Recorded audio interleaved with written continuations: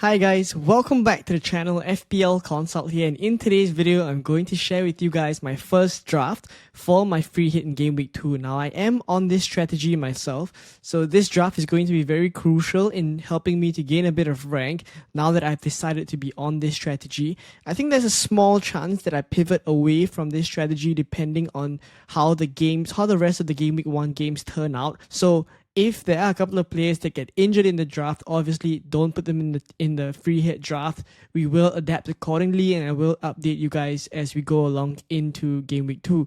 Now, looking at the fixtures first, because obviously if we are building a free hit draft, we have to analyze the fixtures. I think what I see here in terms of the Game Week 2 fixtures, the first one that stands out to me is the Arsenal versus Leeds fixture. Now, this one is very, very crucial in deciding or determining why I wanted to free hit.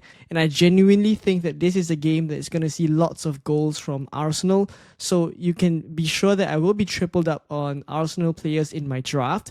This was one of the main reasons for free hit in Game Week 2. Aside from that, one of the other reasons why I wanted to free hit in Game Week 2 is because I get to lose my Spurs assets when they play Man City. I do have Pedro Porro in my team. I get to take him out of my team when he plays against Man City. And I do potentially think that having Erling Haaland in this game, Man City's first home game of the season, could be something that I choose to go for as a bit of a differential, but also because I think this would be quite a high scoring game. So that's on Man City and Spurs. Another fixture that I think is going to see quite a bit of goals is Bournemouth versus Wolves. Now, Bournemouth will be at home, and I do think that this is a game that will see a number of goals for Bournemouth because Wolves defensively, I mean, in terms of the personnel that they have, especially in preseason, in terms of the players they've gotten in, I genuinely don't think that they've replaced enough of the outflow that has seen come out of Wolves. Obviously, in terms of Bournemouth themselves, they've lost a couple of key defenders as well.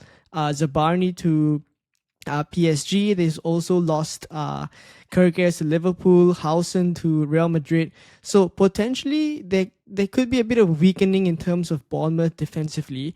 But I think attackingly, most of the core players are still there. Semenyo, Evan Nielsen, etc. So I do think this is a game I want to capitalize on as well.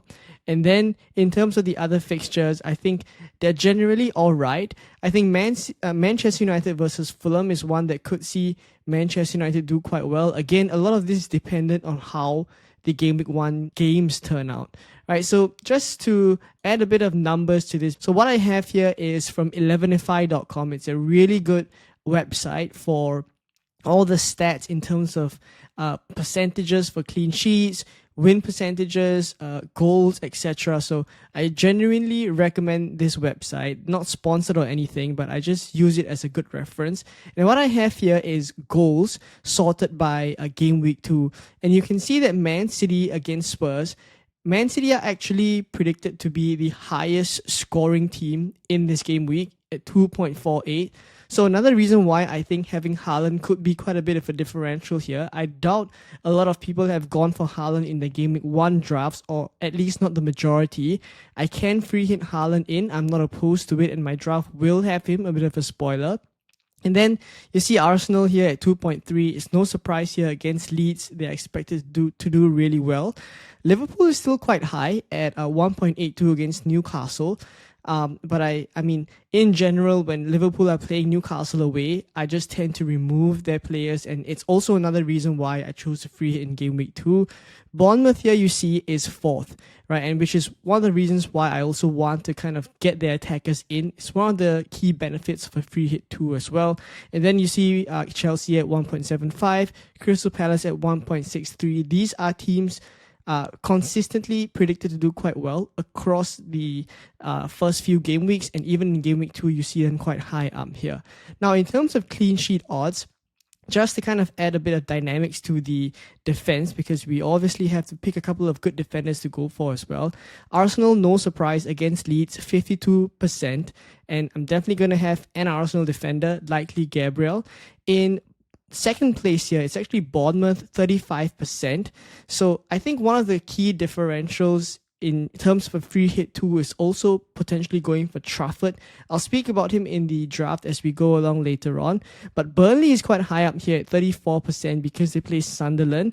And then Palace here at 34%, Chelsea at 31%, so on and so forth. So we've identified the key few teams to target in terms of defense and also in terms of goals. So let's now take a look at my draft and we'll go over to fpl.team. Now I haven't spoken about fpl.team enough and I do want to shout them out a bit. So if you are looking for a free transfer planner, it's completely free. Again, not sponsored or anything. Head on over to fpl.team. I think the website is genuinely good and it's just very, very helpful in terms of future planning and tinkering. So I'll be using fpl.team here to build my draft, and I'll start off with the Arsenal players because I'm definitely certain I want Arsenal players and 3 of them as well. So I'll go with Gabriel here. He is a player against Leeds. If fit, obviously all of this is based off of Gameweek 1 and what we see. If fit, I think against Leeds, he is genuinely the best defender to have, especially with his aerial threat from set pieces. Next up, it's Saka. Again, one of the key reasons why I chose to go for a free hit in Game Week 2 is to make sure that I have the best Arsenal triple up. And Saka is definitely one of the first few names that pop up. And then Gyökeres here up front. Right, so in terms of penalty share, we don't really know. I mean, maybe in Game Week 1, we get a bit of information if Arsenal get a penalty, fingers crossed.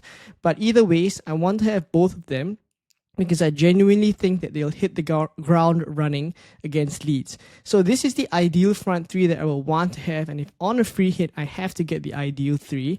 And then I'll start building the rest of my draft. So first up, I'm going to go for Bournemouth players. First player I'm going to go for is actually Evan Nielsen up front. Now, currently Kluivert is injured, and overall that may not bode well for the Bournemouth attack. But I do think like if Kluivert is out, Evan Nielsen could be on penalty. So against Wolves here, again, I think a plum fixture for him. So Evan Nielsen is in. Semenyo as well is a player that, I mean, when we speak about Bournemouth, these names kind of shout out to us, especially in terms of his shot taking. He was one of the players in last season that took the most number of shots, and he's just not shy of taking a pop himself. So I don't mind Semenyo, but he's at 7 million. So again, another player that I think if I wasn't on a free hit that I would be able to get, right? So also very low owned at 5.3%, quite a good differential here for a free hit in Game Week 2. And then the biggest one has to be Trafford. Now Trafford is replacing Kirkes. He is a player that Bournemouth brought in to kind of fill in that gap that Kirkes left by going to Liverpool. And I think in pre-season as well, he's done really well with the attacking threat that he possesses.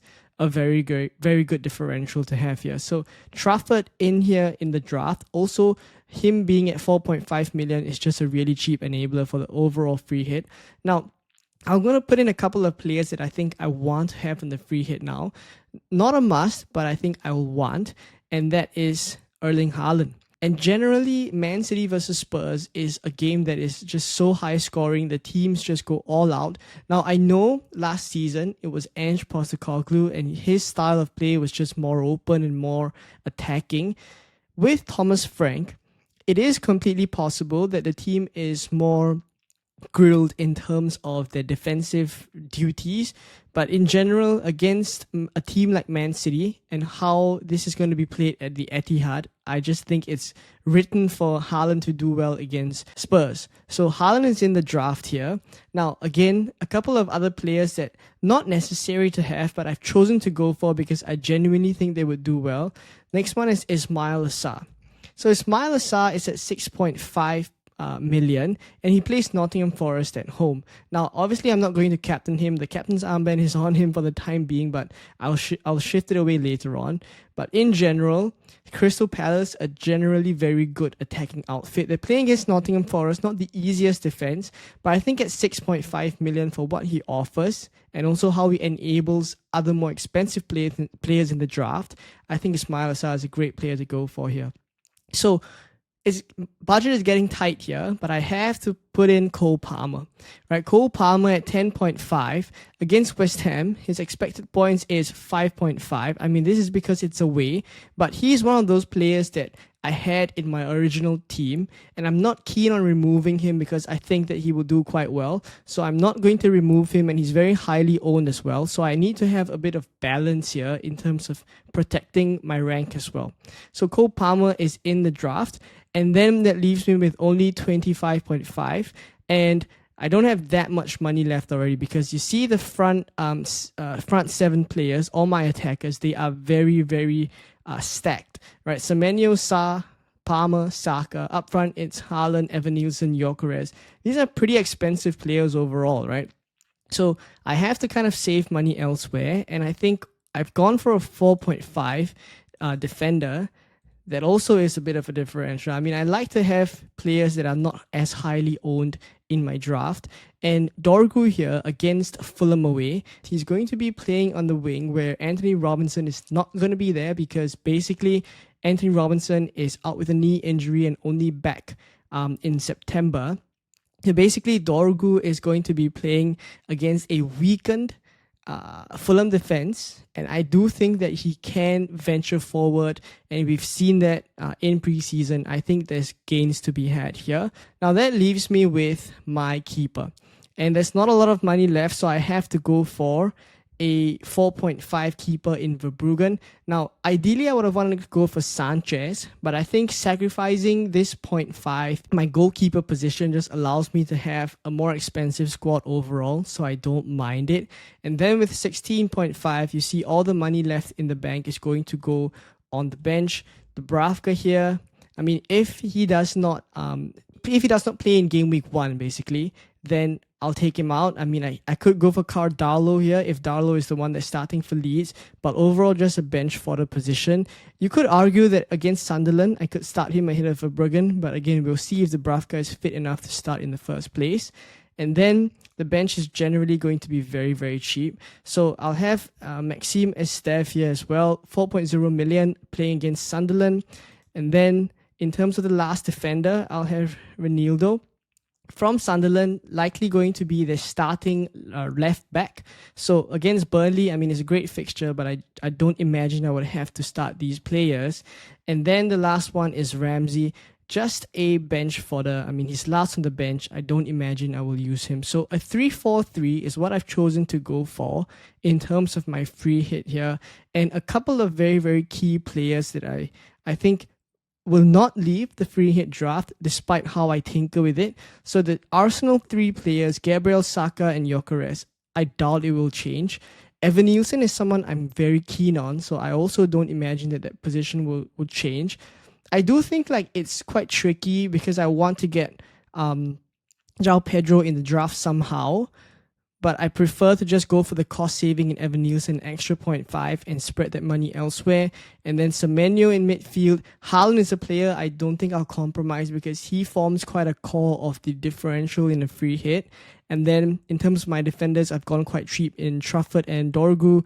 Gabriel, 6.0 million, Verbruggen in goal as a 4.5. So let me know what you think of my free hit draft. Obviously subject to a couple of changes here and there, but this is where I stand. Again, very early days. Let me just swap the captaincy as well. I probably put it on Saka, but I could put it on Gyökeres if I want to really go differential here. But overall, again, as I've said, a very early draft. Many games in Game Week 1 to go. The draft will change, but this is where my early thoughts lie. Let me know what you think. How does your free hit in Game Week 2 look like if you are on a similar strategy? If not, I will update you guys, of course, on my free hit draft as we go along in the week with more of the videos. So hopefully you enjoyed this one. Please do drop a like. Please do subscribe. I hope you guys have a smashing Game Week 1, and I will see you in the next video. Bye-bye.